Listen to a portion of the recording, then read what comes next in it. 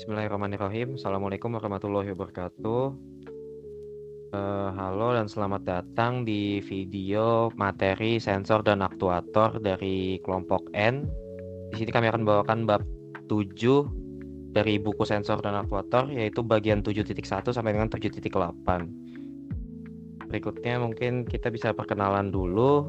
Aku sendiri ada Ridho Prastio Jati dengan NIM terakhir 085. Kemudian ada teman-temanku yang lain. Teman-teman silakan perkenalan. Masuk. Perkenalkan, nama saya Damar Alvin Faiz dengan NIM akhir 113. Perkenalkan, nama saya Harjo Baskoro dengan NIM akhir 172. Oke, dua orang lagi di anggota kelompok kami, ada Muhammad Rafa Aulia dengan NIM terakhir 129 dan ada Adam Arif Rahman dengan NIM terakhir 206. Mungkin sedang beralangan, jadi kami langsung saja ke materi presentasinya. Di sini kami akan membawakan materi pada bab 7, yaitu Detectors of Human atau sensor yang digunakan untuk mendeteksi parameter-parameter yang terkait tentang manusia. Di sini ada 8 subbab yang akan kami bahas, yaitu ultrasonic, microwave motion, microwave impulse radar atau MIR, kemudian ada GPR, linear optical sensor atau PSD, dan ada 3 lagi, capacitive occupancy detector, triboelectric detector, dan optoelectronic motion detector. Baik, untuk materi pertama, ultrasonic detector sendiri itu adalah sensor ultrasonik yang bekerja pada gelombang ultrasonik. Misalnya itu gelombang di atas 20 kHz pada transmitternya, dan kemudian dia menangkap pantulan gelombang yang dipancarkan tadi pada receivernya.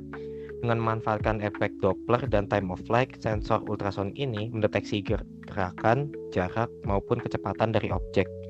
Sensor ultrasonik cukup sederhana, murah, dan aman juga untuk digunakan, namun agak sensitif pada suhu dan kelembapan, serta tekstur atau bentuk permukaan target yang memantulkan gelombangnya. Contoh komersil dari sensor ini ada HCSR04 yang sering dipakai pada proyek robotik atau Arduino sederhana.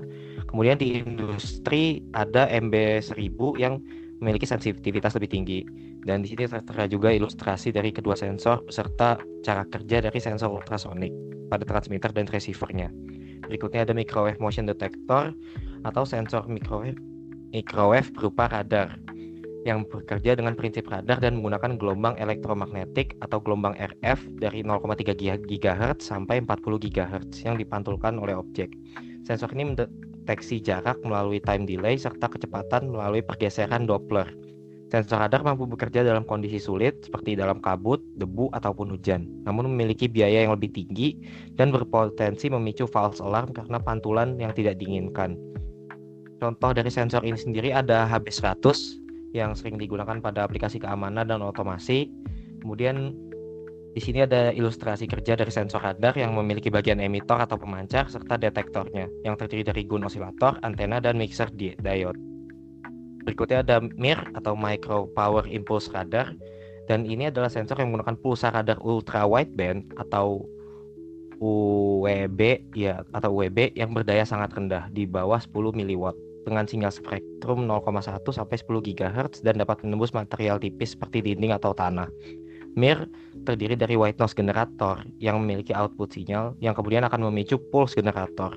Pada MIR itu sendiri, dia memiliki kemampuan menembus dinding, tanah, bahkan jaringan tubuh untuk mendeteksi aktivitas vital seperti jantung atau pernafasan. MIR memiliki konsumsi daya yang rendah, tapi kompleksitas dari sirkuitnya tinggi dan memiliki regulasi untuk penggunaan frekuensi radionya. Contoh sensor MIR yang paling umum adalah pulse on radar, dan misalnya ada pneumoscan juga yang sering digunakan pada aplikasi medis. Nah, berikutnya ada GPR. Mungkin bisa saya serahkan ke teman saya yang lain. Silakan. Ya, GPR sendiri itu adalah ground penetrating radar, yaitu metode geofisika non-invasif yang menggunakan gelombang elektromagnetik berfrekuensi tinggi untuk memetakan objek atau struktur di bawah permukaan tanah tanpa perlu menggali. Teknologi ini memancarkan pulsa elektromagnetik ke dalam tanah, kemudian memantul saat bertemu perubahan sifat material di bawah permukaan.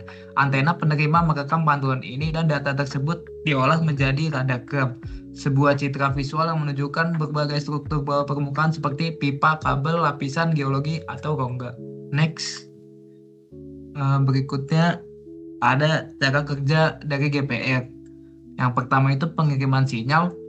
GPR bekerja memancarkan gelombang elektromagnetik melalui antena transmisi ke dalam tanah.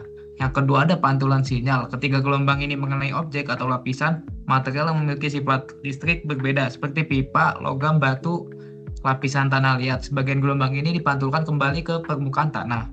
Yang ketiga ada penerimaan sinyal. Antena penerima menangkap gelombang yang memantul ini. Keempat, perekaman data. Sinyal yang diterima kemudian dikirim ke perekam yang mengubahnya menjadi sinyal listrik dan merekamnya dalam bentuk data yang dapat dilihat pada layar. Dan yang terakhir ada interpretasi data. Data yang direkam ditampilkan sebagai radargram yang merupakan profil visual dari struktur bawah permukaan berdasarkan waktu tempuh gelombang yang dipantulkan. Lanjut, ini adalah kelebihan dan keunggulan dari GPR sendiri. Kelebihan yang pertama non-invasif, tidak memerlukan penggalian untuk mengetahui kondisi di bawah permukaan tanah. Yang kedua, resolusi tinggi, menghasilkan gambar bawah permukaan dengan detail yang sangat baik.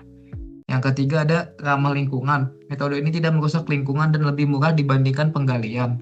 Keempat, pencitraan waktu nyata. Hasil pengukuran dapat diamati langsung di lapangan melalui tampilan dari layar. Next, aplikasi dari GPR tersendiri itu ada banyak karena GPR digunakan dalam berbagai bidang, antara lain geoteknik, berfungsi untuk studi tanah dan batuan, arkeologi untuk menemukan situs arkeologi pada bawah tanah, utilitas bawah tanah mendeteksi pipa, kabel listrik, dan utilitas lainnya tanpa harus menggali. Hidrologi mempelajari aliran air dalam tanah dan kondisi kelembapan tanah. Dan yang terakhir ada ilmu forensik, menemukan sisa-sisa material di bawah permukaan. Ya mungkin Nexa saya serahkan lanjut kepada teman saya. Oke, mungkin untuk berikutnya bisa aku ambil alih. Berikutnya ada linear optical sensor atau PSD. Sensor optik linear atau PSD ini kepanjangannya adalah position sensitive sensor, dan ini merupakan sensor optoelektronik yang memberikan salur keluaran analog secara kontinu dan sebanding dengan posisi titik cahaya yang jatuh pada area sensitifnya. Ini dibandingkan dengan sensor posisi yang diskrit seperti kamera CCD dan PSD, ini menawarkan resolusi yang lebih tinggi dan waktu respon yang lebih cepat. Dan rangkaian pengkondisi sinyalnya juga lebih sederhana. Struktur dasar PSD sendiri terdiri dari lapisan resistif yang seragam, yang terbentuk pada substrat semikonduktor resistivitas tinggi dan serupa dengan fotodioda pin. Kemudian berikutnya cara kerja dari PSD ini sendiri. Pertama, dari bagian strukturnya, PSD terdiri dari dioda silikon yang memiliki lapisan resistif khusus. Pada perangkat satu dimensi, dioda ini memiliki 2 elektroda di ujung-ujung lapisan sensitif, dan untuk 2 dimensinya, dia memiliki 4 elektroda yang dipasang di setiap sisi persegi. Dan prinsip fotovoltaik juga berperan dalam cara kerja sensor ini. Jadi ketika titik cahaya mengenai permukaan PSD, dia menciptakan muatan listrik pada titik tersebut, dan kemudian ada pembagian arusnya. Jadi muatan ini mengalir ke elektroda di ujung atau sisi-sisi sensor, dan arus yang diterima oleh setiap elektroda berbanding terbalik dengan jarak titik cahaya dari elektroda tersebut. Dan terakhir ada menghitung posisi. Dengan mengukur arus yang mengalir dari tiap elektroda, posisi pusat gravitasi titik cahaya dapat dihitung dan diukur pada sensor tersebut. Dan berikutnya ada keunggulan dan kelebihan dari linear optical sensor ini sendiri. Pertama, ada resolusi tinggi, jadi ia mampu mendeteksi perubahan posisi dengan skala nanometer yang jauh lebih presisi daripada detektor berbasis elemen diskrit. Serta kecepatan responnya juga lumayan tinggi dan menjadikannya ideal untuk aplikasi yang butuh pengukuran dinamis. Kedua, ada linearitas unggul, yaitu menghasilkan sinyal yang sangat linear terhadap perubahan posisi di seluruh area aktifnya. Dan ini juga sensor analog yang kontinu yang memberikan informasi posisi yang secara terus-menerus, sehingga bukan dalam bentuk pixel. Dan terakhir adalah sederhana, jadi sensor ini rangkaian elektronik pendukungnya lebih sederhana dibandingkan dengan sistem berbasis kamera. Aplikasi dari sensor ini sendiri bisa dalam kontrol dan penyelarasan, ada juga dalam robotika, sistem optik, ada dalam metrologi juga atau untuk pengukuran, serta ada untuk perangkat medis. Nah, berikutnya prinsip triboelektrik akan disampaikan oleh teman saya. Silakan. Ya, oke, izin melanjutkan ya. Jadi kita masuk ke detektor triboelektrik. Jadi proses dasarnya yang pertama itu, jadi setiap objek bisa menimbulkan listrik statis di permukaannya akibat efek si triboelektrik itu sendiri. Itu kayak gesekan, pergerakan, turbulensi udara, dan lain-lain. Udara juga mengandung ion positif atau negatif yang bisa menempel pada tubuh. Nah, jadi itu tuh sehingga jadi mengubah si muatannya. Objek juga bisa terisolasi dari tanah dapat memiliki ketidakseimbangan muatan listrik. Nah, jadi si prinsip dasar ini kayak mendeteksi perubahan medan listrik statis di sekitar elektroda akibat pergerakan objek muatan. Boleh di next. Ya, jadi kita masuk ke cara kerja si detektornya ini. Jadi yang pertama ini ada rangkaian ini terdiri dari elektroda konduktif yang tidak terhubung ke tanah. Jadi ketika ada objek bermuatan kayak manusia atau hewan yang bergerak di sekitar, nah jadi si medan listrik ini bakal berubah. Nah, perubahan si medan ini dia menginduksi muatan listrik variabel pada si elektrodanya ini. Muatannya itu kemudian diubah menjadi sinyal listrik, terus diperkuat juga dibandingkan dengan ambang batas threshold untuk mendeteksi gerakan. Jadi si ini tuh dia tidak membutuhkan sumber sinyal eksternal, dia sifatnya pasif lah, berbeda sama sensor kapasitif yang aktif. Jadi next. Nah, kita ini masuk ke struktur atau komponen ya. Bisa kita lihat juga di gambarnya ini ada elektroda pendeteksinya yang sebelah kiri ini. Terus juga ada transistornya, di Q1 ada resistor yang R1 itu kapasitor input, C0 terus ada tahap penguat, gain state, sama ada window comparator. Jadi si elektrodanya ini membentuk kapasitor coupling yang si CP-nya itu dengan lingkungannya. Jadi waktu si objeknya bergerak, terus intensitas medan listriknya berubah, lanjut ke tegangan outputnya berfluktuasi gitu. Jadi berubah-ubah. Jadi habis itu dia diubah menjadi pulsa persegi sebagai sinyal deteksi. Nah, ini kita masuk ke kelebihan dan gangguan ya. Mungkin untuk kelebihannya yang pertama itu dia tidak memerlukan sumber daya besar. Jadi dia tuh sama yang kayak kedua ini bisa mendeteksi medan listrik melalui bahan non-konduktif. Jadi kayak contohnya ya itu kayu, bata, plastik. Nah, dia juga ini kelebihannya bisa disembunyiin di balik permukaan. Nah, untuk gangguannya sendiri itu dia paling di noise dari jaringan ya sekitar 50 atau 60 Hz. Terus gangguannya juga ada di medan elektromagnetik dari si radionya ini sendiri. Dari peralatan daya petir, peralatan daya tinggi atau petir. Nah, untuk solusinya ini mungkin dia bakal menggunakan input diferensial dengan rasio penolakan mode umum tinggi atau CMMR untuk mengurangi gangguan. Nah, untuk selanjutnya akan dilanjutkan oleh teman saya. Silakan. Untuk berikutnya ada konsep dari kapasitif okupansi detektor. Jadi kapasitif okupansi detektor ini menggunakan medan elektrostatik, yaitu dua elektroda konduktif pada sensor kapasitif dan menghasilkan medan elektrostatik di sekitarnya.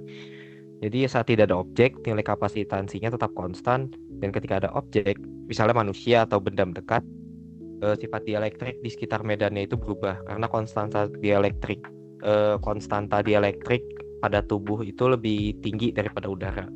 Sehingga terjadi perubahan kapasitansi yang membuat perubahan dielektrik ini mengubah nilai kapasitansinya, dan itu terdeteksi pada sensor deteksi sinyal. Kemudian apabila perubahannya itu mencapai ambang tertentu gitu, sensornya akan mengeluarkan sinyal untuk menandakan keberadaan dari objek tertentu. Berikutnya ada cara kerja dari kapasitif okupansi detektor itu sendiri. Jadi pertama dia melakukan pembentukan medan elektrostatik dengan dua elektroda logam yang membentuk kapasitor dan menghasilkan medan elektrostatik tersebut. Dan saat ada keberadaan objek, misalnya tubuh manusia di sini nih, yang mendekati permukaan sensor, objek tersebut masuk ke dalam medan elektrostatik yang diciptakan oleh sensor tadi. Kemudian setelah itu terjadi, kapasitansi dari osilator sensor ini akan berubah, dan perubahan kapasitansi ini bisa diibaratkan sebagai perubahan jarak antara dua plat kapasitor lah. Jadi kehadiran objek tersebut tuh mengubah konstanta dielektriknya, sehingga pada deteksi dan keluarannya perubahan kapasitansi ini tuh dideteksi oleh rangkaian elektronik di dalam sensor dan diubah menjadi sinyal output yang proporsional. Dan terakhir ada notifikasi okupansi, yang itu sinyal outputnya digunakan untuk memberitahu bahwa ada objek, misalnya orang atau sejenisnya yang terdeteksi di dalam area sensor yang menandakan okupansi. Terakhir akan dibawakan oleh teman saya, silahkan. Optoelectronic motion detector. Optoelectronic detector adalah sejenis sensor intrusi yang terdiri dari dua tipe. Satu aktif, yaitu menggunakan sumber cahaya eksternal, LED laser panjang gelombang 850 sampai 940 nanometer.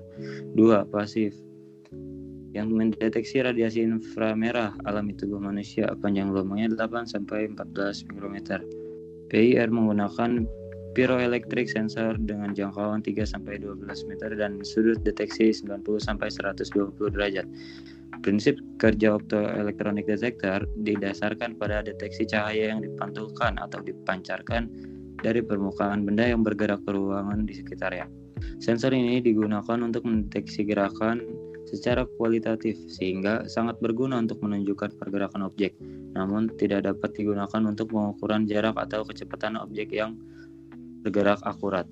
Contoh optoelectronic detector yang tersedia secara komersial adalah seri sensor EKMB dan EKMC dari Panasonic. Sensor ini memiliki banyak variasi ukuran dan jenis yang beragam. Itu kita menampilkan dua jenis, ada yang kotak dan reguler. Sensor jenis ini banyak dipakai pada security system, sistem manajemen energi, smart home, dan robotika. Mungkin sekian dari kami. Terima kasih.